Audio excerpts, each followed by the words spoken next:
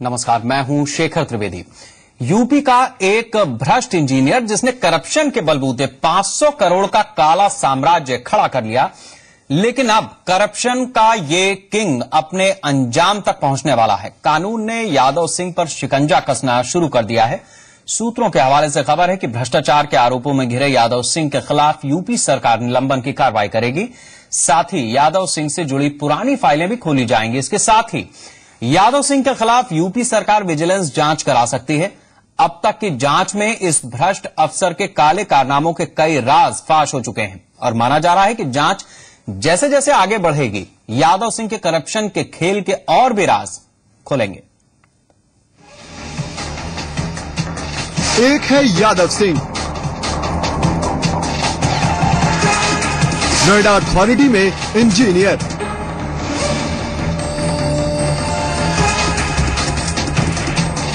पैंतीस साल की नौकरी,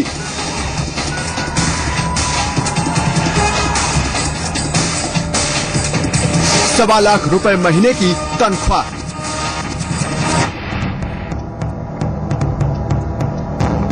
लेकिन 500 करोड़ की संपत्ति। 1980 में था जूनियर इंजीनियर। 2014 में यूपी का सबसे अमीर इंजीनियर। यादव सिंह के कितने राज।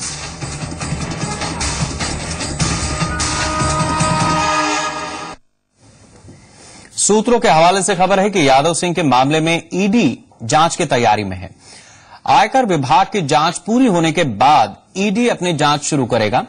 ईडी ने इस मामले में डिटेल मांगी है। यादव सिंह पर ब्लैक मनी से प्लॉट खरीदने और मनी लॉन्ड्रिंग के भी आरोप हैं।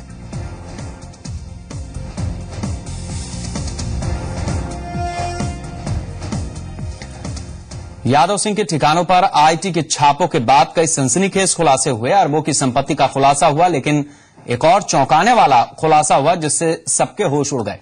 यादव सिंह के घर पर खड़ी एक ऑडी से 10 करोड़ रुपए मिले और ये गाड़ी किसी ठेकेदार की थी जिसने करप्शन की किस्त के तौर पर 10 करोड़ यादव सिंह को दिए थे। एक ऑडी नंबर UP 14BX 3535। ये ऑडी कल तक नोएडा के सेक्टर 51 के कोठी नंबर A10 के सामने खड़ी थी। ये पता किसी और का नहीं बल्कि यादव सिंह का है, जिस पर इनकम टैक्स ने शिकंजा कसा तो करोड़ों की बेनामी संपत्ति का खुलासा हुआ।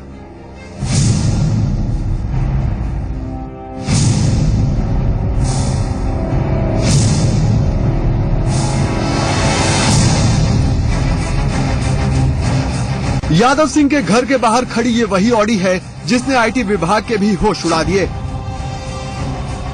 कार की तलाशी ली गई तो निकले पूरे 10 करोड़ रुपए, जिसने इस महाभ्रष्ट इंजीनियर के काले कारनामों की तस्वीर को आईने की तरह साफ कर दिया। ओडी गाड़ी जो आप देख रहे हैं, इस ओडी गाड़ी से 10 करोड़ रुपए बरामद होने की बात सामने आई है। इस गाड़ी को लेकर जो इनकम टैक्स अधिकारी हैं वो यादव सिंह के परिवार से इसकी चाबी मांगते रहे, लेकिन चाबी ना दिए जाने पर इसका शीशा तोड़कर तलाशी लेने की बात सामने आई थी। लेकिन रात में इसकी चाबी इनके किसी पार्टनर के पास मिली, जिसके बाद इस गाड़ी की तलाशी ली गई। इस गाड़ी के अंदर से पैसा और कई पेपर मिलने की बात सामने आ रही है।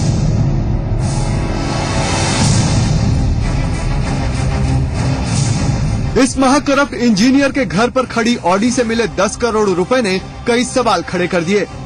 जब पड़ताल शुरू हुई तो इंजीनियर और ठेकेदार के बीच के भ्रष्ट कनेक्शन का सबसे बड़ा खुलासा हुआ।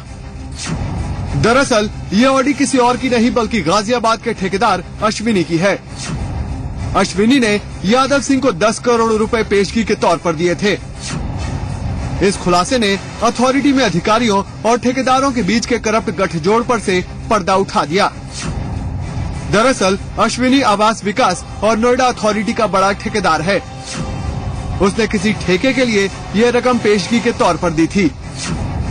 जी संगम के पास एक्सक्लूसिव जानकारी है कि अश्विनी यादव सिंह के समधी परविंदर कुमार का करीबी है। परविंदर कुमार आवास विकास की एक बड़ी योजना का प्रभारी है। यादव सिंह ने ही मलाईदार पद पर उसकी पोस्टिंग कराई थी। इन सारी जानकारियों के बाद ये बताना जरूरी नहीं कि 10 करोड़ का ये पूरा खेल दरअसल कितने करोड़ों का होगा। जिस ठेके के लिए ठेकेदार ने 10 करोड़ रुपए पेशगी के तौर पर दिए हों, वो ठेका कितने 100 या कितने 1000 करोड़ का होगा, इसका अंदाजा लगाना मुश्किल नहीं। और ये तो महज बानगी भर है। यादव सिंह पर सालों से भ्रष्टाचार के आरोप लगते रहे हैं, फिर भी वो बड़े बड़े पदों पर बना रहा। ऐसे न जाने कितने ही ठेके होंगे जिसके एवज में यादव सिंह को करोड़ों रुपए मिलते रहे होंगे, जिसकी बदौलत उसने इतने कम समय में इतना बड़ा काला साम्राज्य खड़ा कर लिया। जी संगम ने जब अश्विनी के बारे में पड़ताल की तो पता चला कि अश्विनी एक मामूली ठेकेदार था, लेकिन परविंदर और यादव सिंह के संपर्क में आने के बाद देखते देखते टेंडर माफिया बन गया। माना जाता है कि नोएडा अथॉरिटी और आवास विकास के टेंडर अश्विनी ही मैनेज करता था। यादव सिंह के घर से मिले ठेकेदार के कार से बरामद 10 करोड़ रुपए इस भ्रष्ट इंजीनियर पर लगे इस आरोप को भी कहीं न कहीं बल देते हैं, जिसमें यादव सिंह पर नोएडा अथॉरिटी के ठेकेदारों के एक विशेष समूह के जरिए ठेकेदारी का नेटवर्क चलाने के आरोप लगते रहे हैं। नोएडा से अमित चौधरी, गाजियाबाद से अनुराग चड्ढा के साथ ब्यूरो रिपोर्ट, जी मीडिया। यादव सिंह के पास अरबों की बेनामी संपत्ति होने की बात सामने आ रही है। सूत्रों के मुताबिक यादव सिंह के पास सेक्टर 51 और 27 में नोएडा में आलीशान कोठियां हैं। ग्रेटर नोएडा के अल्फा और गामा में भी कोठियां हैं। दिल्ली के द्वारका और न्यू फ्रेंड्स कॉलोनी में भी कोठियां होने की बात सामने आई है।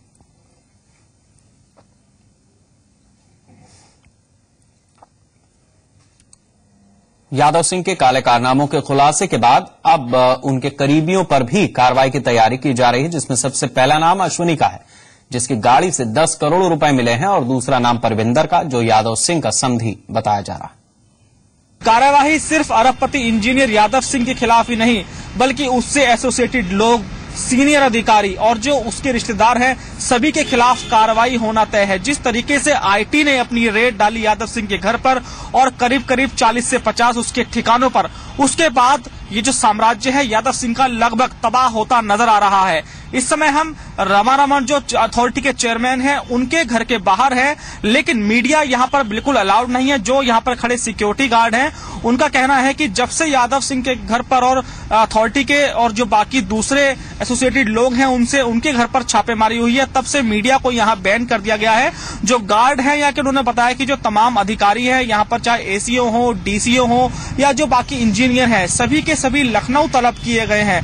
सवाल ये उठता है कि क्या यहाँ के अधिकारियों को इस बारे में बिल्कुल जानकारी नहीं थी कि यादव सिंह अपने जो काम कर रहा है नियम और कानून को ताक पर रखकर कर रहा है, फिर भी उसके खिलाफ कार्रवाई नहीं हुई। लेकिन अब जिस तरीके से उसका नाम इस महा घोटाले में सामने आया है, उसके बाद जो अथॉरिटी के तमाम बड़े अफसर हैं उनमें दहशत व्याप्त है। जो यादव सिंह से एसोसिएटेड लोग हैं, जो उसके करीबी ठेकेदार हैं, सभी के सब दहशत में है। एक नाम अश्विनी कुमार ऐसा नाम है जिसके बारे में कहा जा रहा है कि वो उसका सबसे करीबी ठेकेदार है। जितने भी टेंडर मैनेज होते थे अश्विनी के थ्रू मैनेज होते थे। इसके अलावा एक अधिकारी परविंदर कुमार है जो पहले कभी नोएडा अथॉरिटी में तैनात हुआ करते थे, लेकिन वो भी एक जांच उनके खिलाफ हुई और वो उनका यहां से तबादला हो गया। लेकिन जब यादव सिंह दोबारा से मलाईदार पोस्टिंग पर वापस आए तो उन्होंने अपने रिश्तेदार परविंदर का तबादला गाजियाबाद के लोनी इलाके में करा दिया, जहां पर वो आवास विकास की एक मंडोला योजना है उसके इंचार्ज है, और उन्हीं का जो करीबी है वो अश्विनी कुमार है। और अब अश्विनी कुमार से हमने बात करने की कोशिश की, परविंदर कुमार से बात करने की कोशिश की, लेकिन कोई भी कुछ कहने की स्थिति में नहीं है। देखना यह है कि जब आईटी विभाग की जो टीम है वो यहाँ पर कब आती है और कैसे इनसे पूछताछ करके इस पूरे के पूरे महाघोटाले से पर्दा उठाती है। नोएडा से कैमरामैन अनिल के साथ अनुराग चड्ढा, जी मीडिया। अनुराग चड्ढा हमारे संवाददाता इस समय हमारे साथ जुड़े हुए हैं। अनुराग, ये बताइए कि इस पूरे मामले में आज दिन भर का अपडेट क्या है, क्या क्या हुआ? देखिए, अगर हम बात करें आईटी विभाग की, तो आईटी विभाग की लगातार कई टीमें इस पूरे महाघोटाले से पर्दा उठाने पर जुटी हुई हैं और वो ये देखना चाहती हैं कि आखिर ये जो इतना ट्रांजैक्शन है वो यादव सिंह के पास कैसे आया। साथ ही साथ जो यादव सिंह की जो एसोसिएटेड कंपनियां हैं, करीब 60 ऐसी फर्म्स हैं जिनमें बहुत ज्यादा गड़बड़ियां हैं उनके अकाउंट्स में, और जो 10 करोड़ रुपए बरामद हुए यादव सिंह के घर पर, वो किस टेंडर के लिए रिश्वत के रूप में दिए गए थे और वो टेंडर कितने करोड़ का था, क्या सिर्फ और सिर्फ ये पेशगी थी या और भी अमाउंट आगे दिया जाना था। इसके अलावा जो ऑडी कार उसके घर से पहले फरार हुई थी उसकी भी तलाश आईटी विभाग ने तेज कर दी है। साथ ही साथ जो लोकल पुलिस है उसको भी कहा गया है कि वो उस ऑडी गाड़ी की तलाश करे। इसके अलावा अगर हम बात करें एक बड़ी खबर की, तो ईडी ने इस पूरे मामले की जानकारी ली है। आईटी विभाग से ये बात कही गई कि जब आपकी जांच पूरी हो जाए तो इस मामले की रिपोर्ट ईडी को भी आप दीजिए, ताकि इस मामले में जो मनी लॉन्ड्रिंग हुई है और जो इस पूरे मामले में पैसों का खेल हुआ है उस तक पहुंचा जा सके, क्योंकि ये मामला कोई छोटा मामला नहीं है। करीब करीब 1000 करोड़ रुपए की संपत्ति का मालिक यादव सिंह को कहा जा रहा है। जो लोग हैं, जब लोगों को पता चला कि यादव सिंह के घर से काफी गोल्ड और करीब 2 किलो हीरे बरामद हुए, तो लोगों का ये कहना था कि ये इंजीनियर है या फिर कोई जौहरी है जिसके पास इतनी संख्या में हीरे जवाहरात और सोने के गहने इसके घर बरामद हुए हैं। और शेखर, एक चीज मैं आपको ये भी बता दूं कि जो अश्वनी नाम का शख्स है जिसका नाम सामने आया, वो यादव सिंह का बहुत करीबी ठेकेदार है। सारे जो ठेके थे वही मैनेज करता था और जिन फर्म्स को भी जो ठेके दिए जाते थे। अनुराग, ये बताइए कि यादव सिंह से जो भी जानकारियां मिली या उसके पास से जो कागजात मिले, उसके घर से मिले, गाड़ियों से मिले, उन सब की जांच तो जो एजेंसी है वो कर रही है। अब जो अश्वनी है या इससे रिलेटेड जो लोग हैं उनको किस तरीके से टारगेट कर रही है, उनको किस तरह से एजेंसीज ने अपनी ग्रिप में लिया है?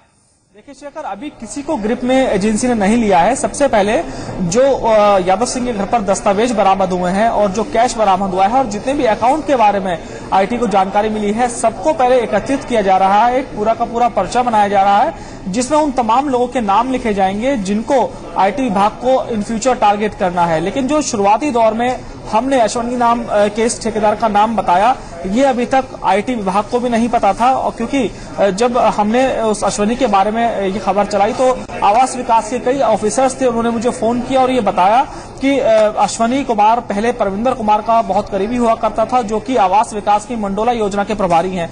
उसके बाद 2 साल पहले यादव सिंह से अश्वनी का परिचय हुआ और उसके बाद छोटा सा ठेकेदार एक बड़ा ठेकेदार बन गया। यादव सिंह पर भ्रष्टाचार के मामले का खुलासा होने के बाद नोएडा अथॉरिटी में हड़कंप मचा हुआ है। आज प्राधिकरण में शनिवार की छुट्टी होती है, लेकिन अथॉरिटी के दफ्तर में आज भी काफी हलचल देखने को मिली। नोएडा प्राधिकरण में तैनात पुलिसकर्मी छुट्टी के दिन भी ऑफिस में मौजूद थे। दफ्तर का जायजा लिया जी मीडिया संवाददाता अमित चौधरी ने। नोएडा प्राधिकरण के चीफ इंजीनियर यादव सिंह पर जिस तरीके से शिकंजा कसा जा रहा है, आज शनिवार के दिन नोएडा प्राधिकरण के हालात हम आपको दिखाएंगे। नोएडा प्राधिकरण है, यहाँ पर काफी चहलकदमी आज देखी जा रही है। और शनिवार की अगर बात की जाए तो नोएडा प्राधिकरण में शनिवार और रविवार की छुट्टी होती है। यहाँ जो नोएडा प्राधिकरण की पुलिस है उसकी गाड़ियों का आना जाना लगातार जारी है। इस चहलकदमी के बीच सूत्रों के हवाले से ये भी खबर आई है कि कुछ 2 लोग सिविल में और 2 पुलिस वाले यहाँ पर किसी जांच करने के लिए आए थे। हालांकि उस चीज की भी पूरी तरीके से पुष्टि नहीं हो पाई है। कहीं इस चहलकदमी के पीछे कोई साजिश तो नहीं है, इस बात का अंदेशा लगातार जाहिर हो रहा है कि किसी तरीके से जांच को प्रभावित तो नहीं किया जा रहा है, क्योंकि इनकम टैक्स विभाग ने जो नोएडा अथॉरिटी है उसके कुछ दस्तावेजों को खंगालने की बात कही थी। अमित चौधरी, जी मीडिया, नोएडा। एक बार फिर से रुक करते हैं अनुराग का। अनुराग, हर चोर की किस्मत होती है, जब तक किस्मत साथ देती है ताले टूटते हैं। जब किस्मत ने साथ नहीं दिया तो ताला लगा रह गया और पकड़ा गया चोर। अब सवाल यह है कि एक तो ये चोर पहले भी पकड़ में तो आया था, नजर में आया था, तब कौन था जो इसको बार बार बचाता रहा? इस बार इसकी किस्मत कैसे इससे छूट गई? और दूसरा, ये जो टाइम स्पेंड निकल रहा है जिस तरीके से, इसमें ऐसा लगता है, कई मामलों में हमने देखा है कि ये समय दरअसल सबूत मिटाने का होता है। शेखर, अभी भी ये कहना जल्दबाजी होगी कि यादव सिंह की किस्मत ने उसका साथ छोड़ दिया है। जिस वक्त उसके खिलाफ 3 से 4 एफआईआर हुई थी और उस पर 954 करोड़ रुपए के घोटाले का आरोप था, तो उसके बाद ये तय माना जा रहा था कि यादव सिंह को अब सलाखों के पीछे जाना ही होगा। नोएडा पुलिस की इन्वेस्टिगेशन की अगर हम बात करें तो मुझे आज भी याद है, तो जो सेक्टर 39 थाना है नोएडा का है, वहां पर मिस्टर त्रिपाठी एसएचओ हुआ करते थे और उन्होंने उसके घर की कुर्की तक के आदेश ले लिए थे और कागजों में उसके घर की कुर्की भी कर दी थी। लेकिन उसके बाद यादव सिंह ने अपने अपनी ताकत का कहीं ना कहीं इस्तेमाल किया और जांच सीबीसीआईडी को ट्रांसफर करा दी। बाद में सीबीसीआईडी ने नोएडा पुलिस से बिल्कुल उलट काम किया, उसको तमाम मामलों में क्लीन चिट दे दी गई और उसके बाद नोएडा अथॉरिटी में दोबारा से आकर यादव सिंह बैठ जाता है। लेकिन अब जिस तरीके से यादव सिंह पर इनकम टैक्स की जो विभाग की टीम ने छापेमारी की है, उसके बाद जो खुलासे हुए हैं उसको लेकर भी कहीं ना कहीं यादव सिंह मैनेजमेंट करने की कोशिश में है। दिन भर हमने जो तमाम अफसर हैं उनसे बात करने की कोशिश की और साथ ही साथ जिन कंपनियों के मालिक के जो दस्तावेज बरामद हुए हैं उनका कहना है कि अगर इनकम टैक्स में उनके पास से कुछ गड़बड़ी उनको मिली है तो वो टैक्स देकर छूट जाएंगे, इसमें कोई बहुत बड़ी बात नहीं है। रही यादव सिंह की बात, तो यादव सिंह के लोग भी दिन भर मैनेजमेंट में लगे रहे। उनका कहना है कि जिस तरीके से इनकम टैक्स ने जो कागजात बरामद किए हैं तो उसका जवाब यादव सिंह दे देगा, यानी कि अभी भी इस 1000 करोड़ी जो अनुराग ये बताइए कि इस समय जो उत्तर प्रदेश में सरकार है, इसकी जब पिछली सरकारें थीं और उस समय एक समय आया जब ये कई भ्रष्टाचारियों की सूची बनी, तब इस पार्टी के एक बड़े नेता ने कहा था कि ये सब तो कमाऊ पूत हैं, अगर इन सबको जेल में डाल देंगे तो सरकार चलेगी कैसे। बाद में हमने देखा कि उन्हीं महाभ्रष्ट लोगों में से एक चीफ सेक्रेटरी भी बना और उसके बाद वो जेल तक गया। ये किससे भी सामने आए। मैं आपसे ये जानना चाहूंगा कि पार्टी वही है लेकिन अब चेहरे बदल गए हैं, तो क्या ऐसे कमाऊ पूतों के दम पर ही ये सरकार चल रही है या सरकार चाहती है कि दरअसल कुछ सफाई कर ले जाए वो?